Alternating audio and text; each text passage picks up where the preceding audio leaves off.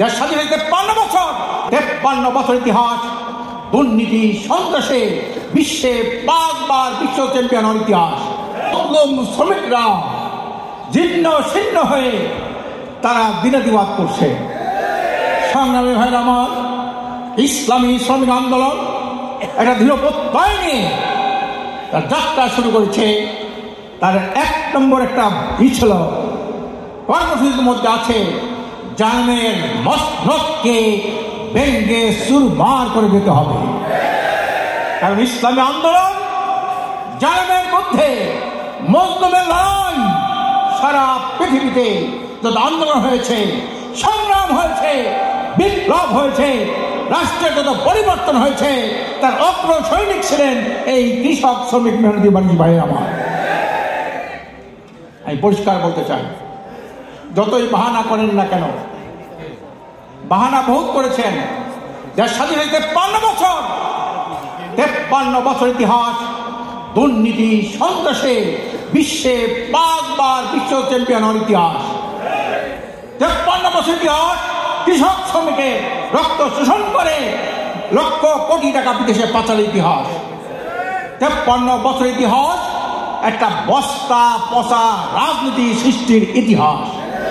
যারা স্বাধীনতা পরে ক্ষমতায় ছিল তারা বস্তা পচা রাজনীতি করেছে। যেসব জাতি তারা কৃষক শ্রমিক মানুষের কোনো ভাগ্যের পরিবর্তন হয় নাই। এজন্যে একটা বিপ্লব করতে হবে। আর এই বিপ্লবের অগ্রসৈনী হলো মজলুম ভাইয়ের আমার। আপনার প্রস্তুত থাকবেন। শ্রমিকরা কখনো স্বার্থের পিছনে করে না, টাকার পিছনে করে না। একটা মানুষের মুক্তি চায়, দেশের উন্নয়ন উৎপাদন বাড়াতে চায়। আজকের জালেম শাসকরা কি করেছে? দুর্নীতি, সন্ত্রাস, মাদক, টাকা পাচার, অনুৎপাদনের মাধ্যমে কৃষক, শ্রমিক, মেহনতি মানুষের মেরুদণ্ডকে তারা ভেঙে দিয়েছে।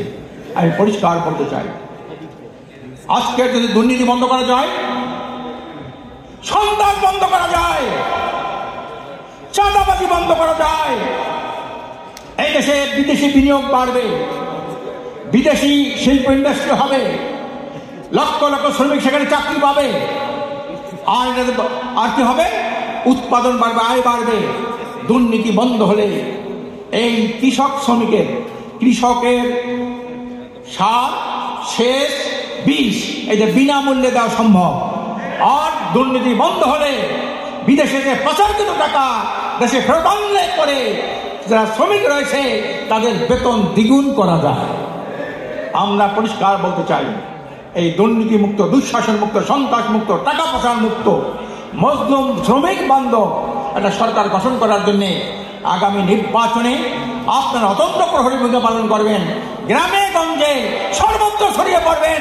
আপনারা বলবেন, বিশ্বের চরমোনাই একটি কল্যাণ রাষ্ট্র চাই। আমি বিশ্বের চরমোনাই এই ডাকে আমি সাড়া দিয়েছি, আপনারাও এই কল্যাণ রাষ্ট্র প্রতিষ্ঠার ডাকে সাড়া দেন। আজকের এই জন্যে আমরা নির্বাচনের পদ্ধতি এইটা আপনাদের ঘরে ঘরে পৌঁছে দিতে হবে। পিআর পদ্ধতি, ভোট দেবে কোন ব্যক্তিকে না, ভোট দেবে দলকে। দল যত আনুপাতিক হয়, যত পার্সেন্টেজ ভোট পাবে সেই পরিমাণ তারা সংসদে যাবে। আর এর মাধ্যমে একটা জাতীয় সরকার গঠন হবে। আর জাতীয় সরকার গঠন হলে পরেই কেউ স্বৈরাচার, স্বেচ্ছাচার হতে পারবে না। প্রস্তুত থাকেন। এই দেশে ফ্যাসিস্টের বারবার পতন হয়েছে, ফ্যাসিবাদের পতন হয় না। আমরা চিরতরে ফ্যাসিবাদের মূলোৎপাটন করব। আর ফ্যাসিবাদ মূলোৎপাটন করার জন্য ছাত্র, যুবক এবং শ্রমিকরা হলেন মূল শক্তি, অতন্ত্র প্রহরী। আপনারা প্রস্তুত থাকেন। ছাত্র, যুবক, শ্রমিক জনগণের সাথে কাঁধে কাঁধ মিলে আমরা ঐক্যবদ্ধ থাকবো পিসা হুজুরের নেতৃত্বে। আর কোনোদিন এই দেশে ফ্যাসিবাদ, স্বৈরাচার, ফ্যাসিস্ট জন্ম হতে না পারে। আল্লাহ পাক আমাদের সবাইকে তৌফিক দান করুন। আমিন। ওয়া আখিরু দাওয়ানা আনিল হামদুলিল্লাহি রাব্বিল আলামিন।